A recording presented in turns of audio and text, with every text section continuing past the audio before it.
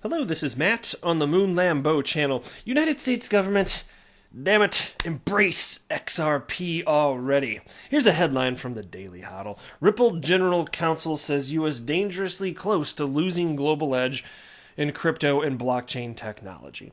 And look, I understand that Ripple is just one such company that is impacted by the indecisiveness impacted by the uncertainty as a result of regulatory clarity, well, certainly, again, lack thereof from the United States government.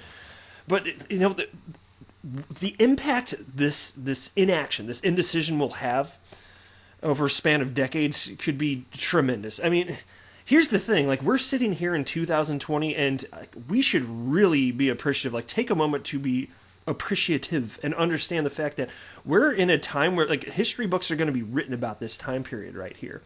You know, the advent of a new asset class, cryptocurrencies, blockchain technology, this is forever changing the world. It already has, and it's just going to, like, the reach of blockchain and cryptocurrency, it's just going to expand and increase in adoption here. And here we are at the precipice of this, effectively, 12 years into the asset class. You know, an opportunity for insane asymmetrical gains as a result of almost no money being in the space right here. And at the heart of this, Ripple is at the heart of this. They're not the only one, of course. There are a number of blockchain companies out there. But they're going to have a significant position within this story, I certainly believe, moving forward. And so you're talking about, due to a result of you know, insufficient clarity, Ripple, at the heart of the story of the early days of crypto, like, people should be talking about this hundreds of years from now. Like, Ripple could be leaving the United States here, and it's just like there's a drunken United States just like behind the wheel. It's kind of absurd to me. So anyway, I want to run through this piece, and I've also got this from Bloomberg, titled "Ray Dalio says he might be missing something about Bitcoin." And I'm a fan of this guy, by the way, and I do just think he's wrong about Bitcoin, but holy hell, what an impressive guy. I just Googled him for a quick description that I could read to you. Ray Dalio is an American billionaire hedge fund manager and philanthropist who has served as co-chief investment officer of Bridgewater Associates since 1985. He founded Bridgewater in 1975 in New York. Within 10 years, it was infused with a U.S. $5 million investment from the World Bank's retirement fund. And so he's just insanely famous, and he deserves the positive reputation that he has. I just think he's wrong about crypto, but what a dude. All right, I want to highlight this really briefly. Ron Drake on the Twitters tagged me and wrote, "Got some spam on your YouTube, just wanted you to know I reported it, stay safe, and hi-ho silver." Well, thank you very much. I do appreciate that. I should heart this too. And so I just wanted to let you know that there is a fake Moon Lambo running around in the comment section of my videos. This is happening on all sorts of YouTube channels. So I'm reporting the fraudulent activity because somebody's hijacking my identity. I am the Moon Lambo, damn it. But I wanted to let you know because they're trying to scam me out of money. So if you want to know if it's really me, say, first of all, I'm never going to try, like, ask you or tell you to call somebody or ask you for money or anything. Like, no, that's never going to happen. But if you want to know if it's me, just click on my name, my little logo there, and if it doesn't take you to the page with all of my videos and my 38,000 subscribers, then it's not me. So just to be clear, I just want to say, people, I don't want anybody to get scammed here. I'm doing everything I can in terms of reporting, but it's not up to me ultimately. I can't ban accounts and people. So anyway, into this piece though. Ripple General Counsel says U.S. dangerously close to losing global edge in crypto and blockchain technology. Ripple General Counsel Stu Alrody says U.S. regulators are dangerously close to pushing innovators out of the U.S. In a new interview on the Ripple Drop, Alrody points to the Securities and Exchange Commission, a tough stance on crypto assets and others than Bitcoin and Ethereum as a deterrent for companies looking to create companies in the emerging industry. And here's a quote: "The risk of what's going to happen is innovation in this space will not develop robustly in the United States. Because if I'm a young innovator and I'm looking at the U.S. regulatory landscape and I'm not really sure whether what I'm about to do is going to be considered good or bad, I probably say, I don't even want to start my project, so I never even start the innovation. The other risk is, I take it and I say, you know what, I'm going to Singapore, I'm going to go to Japan, I'm going to go to Switzerland, I'm going to go to the UK, and I'm going to build my innovation there. Yeah, no kidding, exactly. And this is why it's so frustrating. At least in the short term, in terms of price action for us, it only means so much. Like, clearly, despite the ambiguity in terms of what XRP is in the eyes of the United States government anyway, despite that ambiguity, we're still seeing that XRP is behaving like other altcoins in terms of following Bitcoin. So I don't think that it's materially holding it down in any sort of notable way, but it still shouldn't be hung over the heads, because look, ultimately the long-term viability, it's going to surround actual usefulness, and this is slowing down an actual useful network getting created. So ultimately it does impact the price. In the short term, maybe not so much, but over the long haul, yeah, I think it probably will. Alder points to early U.S. policies on the internet as a model for how the blockchain and digital assets industry should be handled. And here's a quote. Think about the mid-1990s when this thing called the internet started. Nobody knew how big it was going to get. Nobody knew its use cases. At the time, people said people are using it for either, I don't even think I should say that word. I don't think YouTube likes it. It's on your screen, but bad stuff with kids. And then the quote continues, or they were using it to have secret messages so they can engage in illicit activities. But the U.S. government basically said, look, this is a really new technology. We don't understand it, but it seems to have this tremendous promise. So again, what we're going to do is we're going to allow this thing to flourish. We're not going to not allow it to flourish in a way that's really damaging. But we're going to allow the innovation to flourish and not be suffocated by the regulation. And then look what we have. The U.S. is the leader in all things internet for the past 30 years. And I think we are dangerously close in the United States to losing that opportunity when it comes to blockchain technology and digital assets technology. And we're going to potentially forego it if we haven't already to these other jurisdictions. Well said. Very well said. And it's absolutely spot on. And so I'd hate to see it happen, because look, I'm in the United States. I live in the Midwest in the United States, and it'd be great to see him stay here, but I will not fault Ripple for leaving if they decide that's what's best for the company, if it's not a friendly environment here. They can just up and leave. So I hope it doesn't happen, but will not be the least bit surprised if it does. Shout out to Martin Valk for sending this next piece my way. He tagged me along with a few others in the community. Very much appreciated. It's interesting here. And so the title here from Bloomberg, Ray Dalio says he might be missing something about Bitcoin.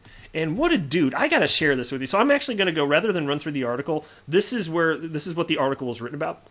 It's this Twitter thread right here, stemming back to November 12th, and then it got picked up again a little bit earlier today. And I really like what he wrote here, because what he wrote here, it's something that I've been mentioning and kind of in a way maybe hopefully not sounding too preachy about on my channel, which is just, can we just be real? Can we be intellectually honest with each other? Because I state this somewhat frequently, that I just want to believe as many true things as possible. I'm not here for ideological reasons, and if I have an idea that's different than yours, it doesn't mean that I'm attacking you if it's your idea. And so people feel this way. People, like, if you tell me your idea, and then I say, I don't think that's right, here's what I believe to be the case. Like, people will feel attacked by that. It's just like ingrained in us, like in our DNA or something like that. And I recognize this. I'm a 37-year-old man. I got it. And I have, in my life, because I'm a human too, I fall in the category of human, I felt that way. But in my adult years, I've just increasingly realized that it's a silly way. Like, I don't know why we're wired like that, but we are, I guess, through evolution. And it's not productive. It's not productive. So instead, what I do is I just recognize, even if I start to feel that way, I'm like, no. As long as the individual is not attacking me, cool. They can disagree. They can tell me my idea is stupid as long as they're not saying I'm stupid. They can tell me that my idea is crazy as long as they're not saying I'm crazy. That's fine. I'm not interested in engaging back and forth in conversation with somebody that just for the hell of it wants to be a D-bag. Like, I'm not going to do that. Well, at least I'm not. I'll be less likely to engage. Maybe if it's for a broader audience and I think they're going to get something out of it, maybe, but I don't enjoy that. And so here was a tweet from Ray Dalio. He wrote, I think this is a critical principle for our society now. It's very relevant in terms of us getting to the best answers together. The alternative is very scary. When two people believe opposite things, chances are one of them is wrong. It pays to find out if that someone is you. In thoughtful disagreement, your goal is not to convince the other party that you're right. It's to find out which view is true and decide what to do about it. Exactly, spot on. And so here's something that I think it rings true in life in general. If you have an opinion on any topic, just I don't care, it could be crypto, it could be anything else, it doesn't matter. If you cannot articulate the opposing viewpoint, then you should not have such a firm opinion of whatever it is that you believe is to be true. You should take a moment to say, okay, well, fine, fair enough, maybe I'm right. At this moment, what I'm aware of, I speculate that I'm on the right side of things. But if I can't even articulate the opposing viewpoint, what business do I have preaching that this is the right thing, the right thing to believe? So don't do that. Like in life, I don't care what the topic is. That's a better way to go about it. It seems like Ray has squarely figured this out here. Then somebody named Preston Sy jumped in and wrote, I'll be more than happy to introduce you to Caitlin Long. I promise you won't be disappointed. And then somebody named Dr. Mario, not rel 2 game, wrote 75 likes at the moment. Ray or his media team cannot not see this message. If still not taken up on Preston Sy's offer, the conclusion can only be that Ray doesn't practice what he preaches. His opinion on Bitcoin at the moment clearly reflects a lack of deep insight in the matter. Now, Ray actually responded. So all the tweets I just shared with you, they were all on November 12th. And so now this was just 7 hours ago. So this is brand new. Ray actually saw this and responded with a Twitter thread. And this was really cool here. This is the right approach. It's like, don't attack people just because they have an idea that's different than yours. Seriously. It's like, just engage in conversation, thoughtful conversation. If we're going to progress as a species, that might be a better approach than what some are doing. So here's what he wrote. I might be missing something about Bitcoin, so I'd love to be corrected. My problems with Bitcoin being an effective currency are simple. They are that, 1, Bitcoin is not very good as a medium of exchange because you can buy much with it. I presume that's because it's too volatile for most merchants to use, but correct me if I'm wrong. He meant to write can't buy much with it, I'm sure, but he wrote can buy with it, so just pointing that out. All right, proceeding. And number 2, it's not very good as a storehold of wealth because its volatility is great and has little correlation with the prices of what I need to buy. So owning it doesn't protect my buying power, and if it becomes successful enough to compete and be threatening enough to currencies that governments control, the governments will outlaw it and make it too dangerous to use. Well, on Bitcoin specifically, so let's run through this. As far as a medium of exchange being used as money, I think that's dead unless Lightning Network picks up, but let's not even count on that, because if Bitcoin finds success, it may not necessarily need that. I don't think it does at this point. And you could think about, okay, so what about the store of wealth? He says the volatility is a problem. But see, you got to understand, like, the valuation model is what's important. Like, volatility aside, like, people are using it for that, but that's just because there's not much money in it. And we've seen historically, and there is data for this that Ray should be made aware of, that the volatility has been decreasing. So you can see the trend, which makes it rational to believe that it will continue down that route, because as there are more participants, it gets harder and harder to manipulate the market. It gets harder and harder to double whatever the market cap of Bitcoin is at any given moment. And that's the direction that we're heading. So you're always going to continue to see, as long as there's genuine adoption, continued adoption, you will see reduced volatility. And then, as far as what the litmus test is for store of value, like, what is too volatile? Is there a percentage, and whose litmus test is it? Like, what are their incentives? What is this entity that came up with this litmus test? Or are we just subjectively stating it feels to me like it's too volatile? Like, what is it actually? What is it functionally? And so, as far as the volatility, it represents a great opportunity for asymmetrical gain. So I actually like the volatility, but even if you think that doesn't make it reasonable as a store of wealth, you got to understand that you're using the wrong valuation model in determining whether or not Bitcoin deserves to have staying power. That's the problem. It's not like a business. It doesn't produce something, but it's the network effect, right? It's the first time there is ever an asset that's provably scarce and decentralized, and you can own a little piece of it if you want to. Like, and there's never been an opportunity like this on the planet. That is what represents the value. And then he writes, also, unlike gold, which is the third highest reserve asset that central banks own, I can't imagine central banks, big institutional investors, businesses, or multinational companies using it. If I'm wrong about these things, I would love to be corrected. Yeah, well, it depends on what you mean by use it. I mean, I would say that there are publicly traded companies using it today as a treasury reserve asset, like MicroStrategy's, like Square, And I think you're going to see an increase in that. Then you can talk about PayPal. I mean, certainly as long as they're actually backing on a one-on-one basis, super duper with what they're doing. But that means that they have to hold it. And even if they're functioning more so effectively as an exchange, they still have to hold it, right? Because otherwise they're engaging in what is equivalent to fractional reserve banking, which means that they're lending out, with banks, in the case of banks, it would be lending out money they don't have. And in the case of PayPal, the reason I intellectually think it's similar is because it's they'd be selling cryptocurrency they don't have, which should be illegal, right? If it's not, and so presumably it's all backed. It better be. I still need somebody to point me to the evidence of that. I suspect it is, because it'd be crazy if it's not. But so there are businesses that are going to be holding it, and I think you're just going to increasingly see this. There are public pension funds that are now holding Bitcoin. That began, the first instance of that was, I think it was February of last year. It was definitely early part of 2019, though. And that was with Morgan Creek Digital, which is Anthony Pompliano's firm.